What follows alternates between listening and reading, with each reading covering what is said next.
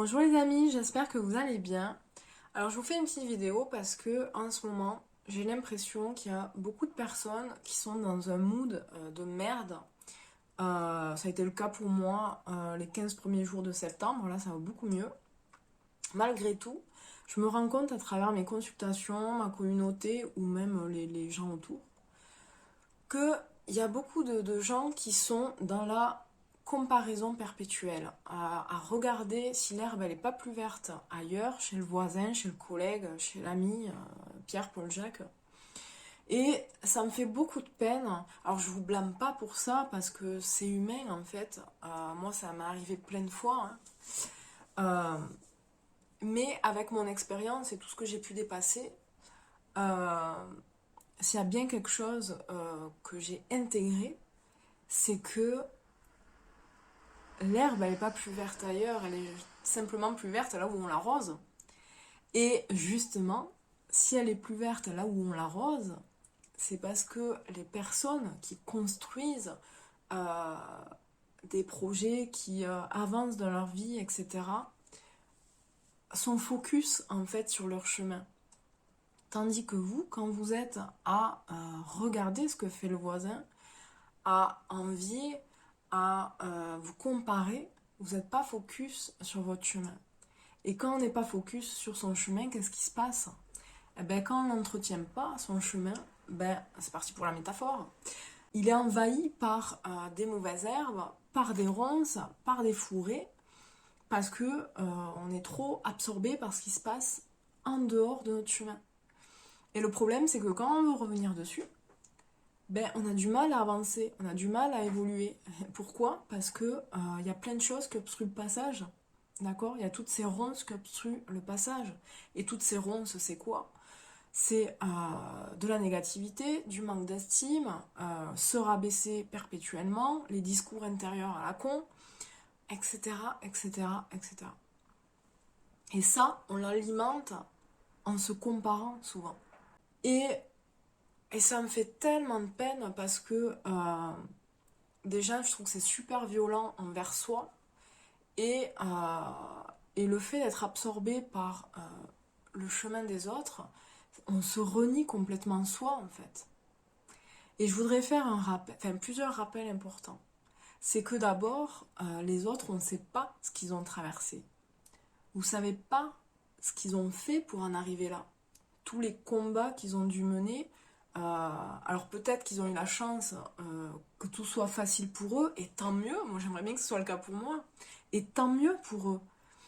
Euh, Peut-être que tout a été facile pour eux, ça je dis pas, mais le plus souvent c'est pas vrai.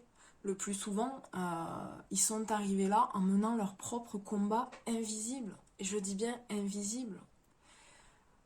Tout le monde dans la vie a traversé des moments difficiles. Tout le monde a traversé des traumas plus ou moins durs, ok, mais tout le monde a eu ses passes difficiles.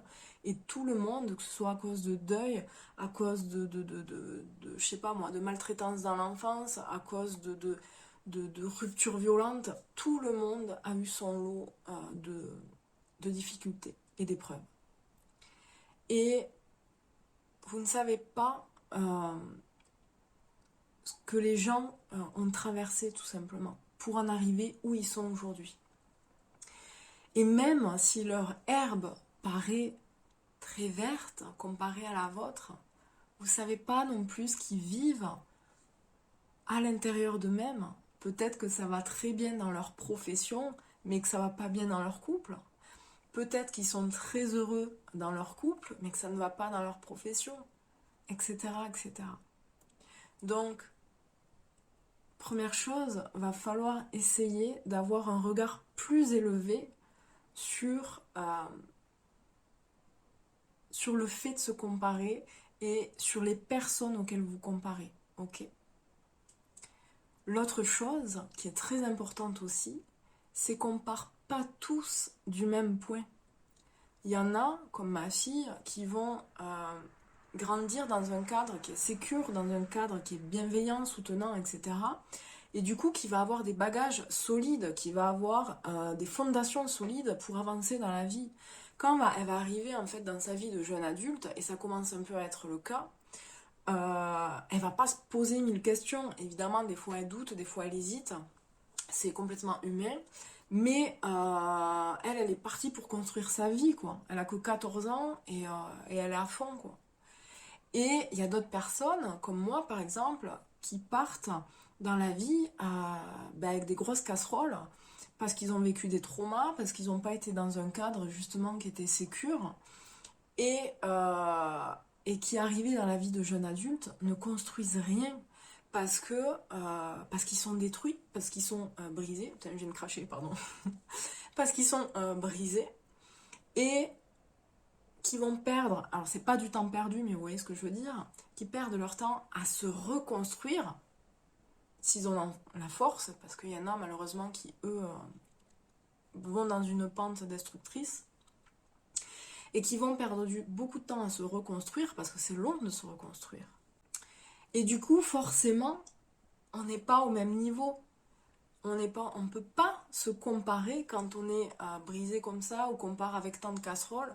On ne peut pas se comparer à quelqu'un qui, lui, avance facilement parce que il a eu moins de choses ou moins de difficultés à dépasser, d'accord? Et ça ne veut pas dire que vous êtes moins que cette personne-là, bien au contraire. Tout ce que je veux dire, c'est que quand vous vous comparez à quelqu'un, est-ce que la comparaison est vraiment cohérente avec qui vous êtes? Donc demandez-vous vous-même si vous êtes fait pour avoir justement un chemin aussi vert et bien tendu que le voisin, ou si comme moi, vous êtes plutôt fait pour un petit sentier bucolique qui n'est pas parfait, qui n'est pas très bien balisé parfois, mais sur lequel en fait on se découvre, on s'épanouit, on se révèle et on s'émerveille tout simplement. Parce que chaque vision est différente, chaque personne est différente.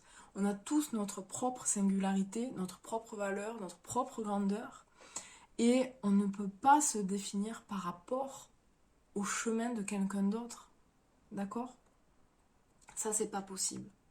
Rappelez-vous surtout, surtout, surtout que quoi qu'il se passe dans votre vie, quel que soit l'endroit où vous êtes en ce moment sur votre chemin, soyez et restez bienveillants avec vous. On fait tous du mieux qu'on peut avec les bagages qu'on a, avec les traumas, avec les épreuves, avec les obligations de vie, etc., avec tout ce qu'on porte sur le dos. On fait tous du mieux qu'on peut. Et ne vous maltraitez pas en vous comparant. D'accord? Essayez juste de vous refocaliser sur votre chemin et d'apporter un peu d'honnêteté à vous-même pour essayer en fait de démêler, d'identifier et de comprendre ce dont vraiment vous avez besoin. Et est-ce que ce dont vous avez besoin, est-ce que c'est vraiment ce qui se passe chez le voisin? Je suis pas sûre.